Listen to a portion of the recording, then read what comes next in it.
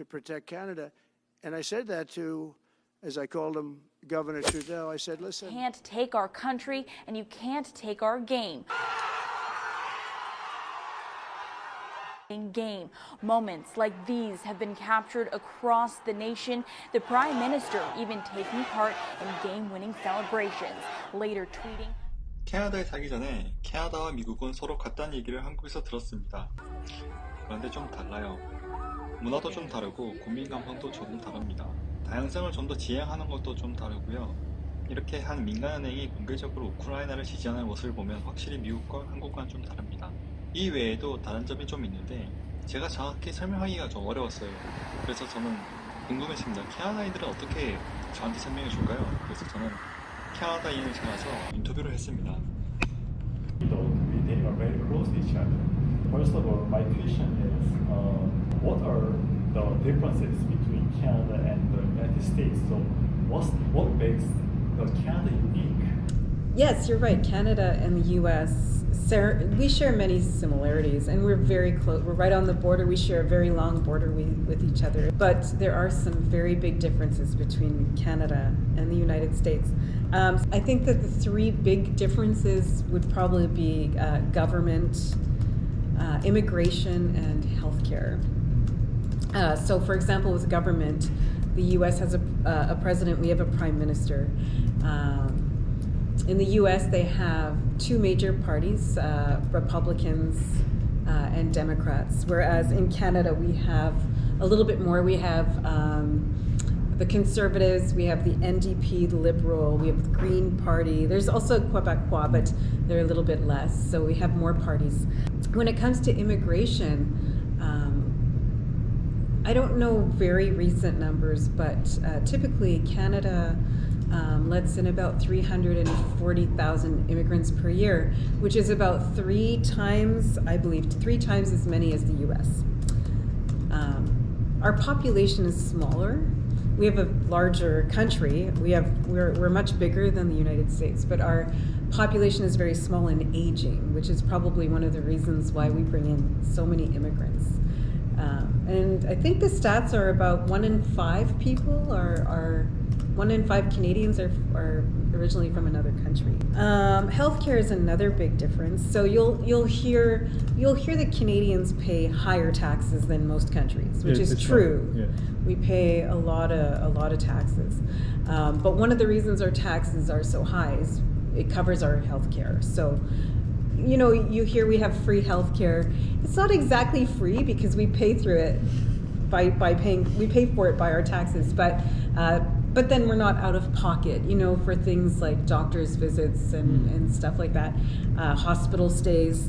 Whereas in the United States, if you have to have surgery and you're not covered by healthcare, you could lose everything. You could lose your house. There's lots of stories like that, and that will never happen in Canada. You can go bankrupt, lose everything.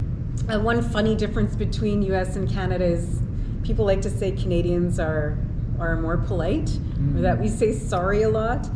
We do say sorry a lot, but I don't know that we're more polite. I think that Americans typically tend to be a little more outspoken. And then, of course, you know, we have different flags. We have our own currency in addition to our own system of government, so which makes us a sovereign nation, right? His remarks are quite insulting.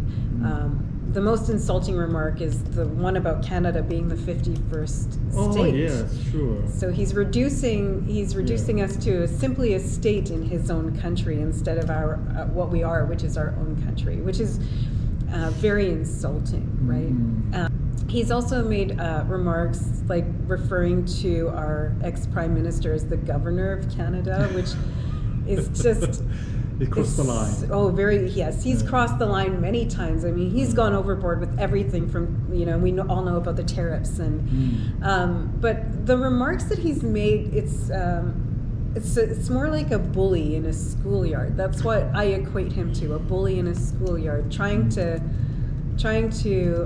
cause a fight. And people are becoming a little more united in Canada over this, but now we're looking at something called nationalism. You know, you see you see cartoons of our symbol, which is usually like a beaver, and their symbol, which is an eagle, and you see the beaver crushing the eagle.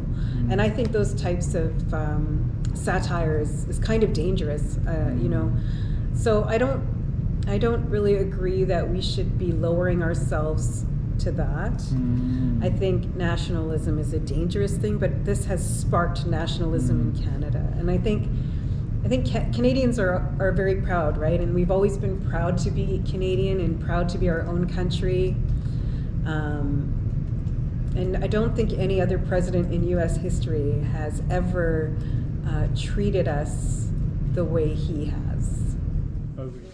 미국과의 갈등은 캐나다뿐만 아니라 전 세계에 예상하지 못했던 숙제입니다. 우린 앞으로 어떻게 해야 할까요? 캐나다를 통해 우리는 어떻게 해야 할지 알 수 있을까요? I've been inspired by the resilience, the generosity, and the determination of Canadians. We are at a critical moment in the world. 앞으로 캐나다는 어떻게 변화될 것 같습니까?